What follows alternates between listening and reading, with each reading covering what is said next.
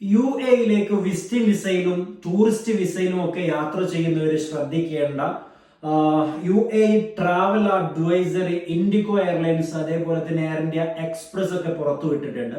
എന്റെ ഈ യൂട്യൂബ് ചാനലിൽ ഒരു 10 ദിവസം മുന്നേ, 2 ആഴ്ച മുന്നേ ഞാൻ ഈ വിഷയങ്ങൾ ഡീറ്റെയിൽഡ് ആയിട്ടുള്ള വീഡിയോ അവൈലബിൾ ആണ്, നിങ്ങൾക്ക് ചെക്ക് ചെയ്യാം. ശ്രദ്ധിക്കേണ്ടത് UAE വിസിറ്റിംഗ് വിസ യാത്ര ചെയ്യുന്നവർ പാസ്പോർട്ട് ആയിരിക്കണം, 6 മാസം വാലിഡ് ആയിട്ടുള്ള പാസ്പോർട്ട് ആയിരിക്കണം നിങ്ങളുടെ കയ്യിൽ ഉണ്ടായിരിക്കേണ്ടത് എന്നുള്ളതാണ്. ഇതെല്ലാ വിസക്കും ബാധകമായിട്ടുള്ള കേസാണ്.